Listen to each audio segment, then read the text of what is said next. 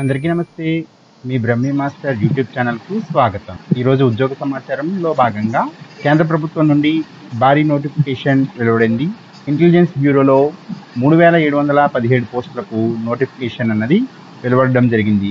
పోస్టుల వివరాల్లోకి వస్తే assistant central intelligence officer grade 2 executive పోస్టులకు 3717 ఖాళీలున్నాయి. ఇక మరిన్ని వివరాలు చూస్తే మొత్తం ఖాళీల సంఖ్య 3717. కేటగిరీ వైజ్గా చూసినట్లయితే అన్రిజర్వ్డ్ కేటగిరీకి 1537, ఈడబ్ల్యూఎస్ కేటగిరీలో 442, ఓబీసీ వారికి 946, ఎస్సీ 566, ఎస్టీ 226 పోస్టులు ఈ కేటగిరీ వైజ్గా కూడా మనకి వివరాలు తెలుస్తున్నాయి. అదేవిధంగా ఈ నోటిఫికేషన్ సంబంధించి ముఖ్యమైన తేదీలు ఏంటంటే ఆన్లైన్ దరఖాస్తు ప్రారంభం జూలై 19, 2025. దరఖాస్తు చేయడానికి చివరి తేదీ ఆగస్టు 10, 2025. ఫీజు చెల్లింపునకు చివరి తేదీ 12 ఆగస్టు 2025 వరకు. ఇక అర్హతలు వయోపరిమితి విషయానికి వచ్చినట్లయితే ఏదైనా డిగ్రీ కలిగి ఉండాలి.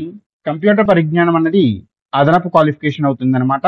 వయోపరిమితి 18 నుండి 27 సంవత్సరాల మధ్యలో ఉండాలి. రిజర్వేషన్ వారీగా సడలింపు అయితే వర్తిస్తుంది. ఇక వేతనం విషయానికి వచ్చినట్లయితే ఎంపికైన ఉద్యోగులకు వేతనం 44,900 స్టార్టింగ్ స్కేల్ అనమాట. ఎండింగ్ స్కేల్ వచ్చేటప్పటికి 1,42,400 రూపాయలు. ఎంపిక విధానం చూసుకున్నట్లయితే టైర్ 1, టైర్ 2 ఇంటర్వ్యూ ఈ 3 పద్ధతుల్లోనూ ఎంపిక జరుగుతుంది. టైర్ 1 ఆబ్జెక్టివ్ టైప్ ఎగ్జామ్ జరుగుతుంది. 100 మార్కులకు ఎగ్జామ్ నిర్వహిస్తారు. 60 నిమిషాలు కాలపరిమితితో. దీంట్లో నెగిటివ్ మార్క్ ఉంటుంది. 0.25 అన్నది నెగిటివ్ మార్క్ అనమాట. టైర్ -2 టైర్ 2 ఎగ్జామ్ అన్నది మనకి డిస్క్రిప్టివ్ టైప్ ఎగ్జామ్ 50 మార్కులకు జరుగుతుంది. 50 మార్కులు 60 నిమిషాలకు జరుగుతుంది. ఇంటర్వ్యూ అన్నది 100 మార్కులకు జరుగుతుంది అనమాట. వీటన్నిటిని క్లియర్ చేసినట్లయితే మనం ఈ జాబ్ని ఈజీగా పొందవచ్చు.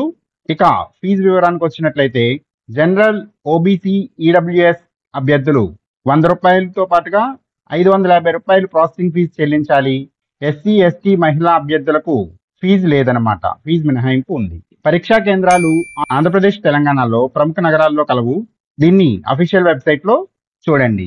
దరఖాస్తు చేయడం కోసం ఇక్కడ స్క్రీన్ మీద కనబడుతున్నటువంటి వెబ్సైట్లలో మీరు లాగిన్ అయి ఆన్లైన్లో దరఖాస్తు చేయవచ్చు. అదేవిధంగా వీటిని నేను డిస్క్రిప్షన్లో కూడా ఇవ్వడం జరిగింది. అక్కడ నుండి కూడా మీరు డైరెక్ట్గా లాగిన్ అవ్వచ్చు వెబ్సైట్లోకి. ఇక ముఖ్య సూచన ఏమిటంటే దరఖాస్తులో వివరాలన్నీ కరెక్ట్గా ఉండాలి. ఫోటో మరియు మీ సంతకం కూడా స్పష్టంగా ఉండాలి. ఇవన్నీ ఉన్నట్లయితే మీ దరఖాస్తు ఆమోదించబడుతుంది, లేనట్లయితే తిరస్కరించబడుతుంది. ఒక అభ్యర్థి ఒక దరఖాస్తు మాత్రమే చేయగలరు, గమనించండి. ఇటువంటి ఉద్యోగ సమాచారం కోసం మన ఛానల్ను తప్పకుండా సబ్స్క్రైబ్ చేయండి. వీడియో నచ్చినట్లయితే లైక్ చేయండి. మరో సరికొత్త వీడియోతో కలుస్తా. అంతవరకు నమస్తే.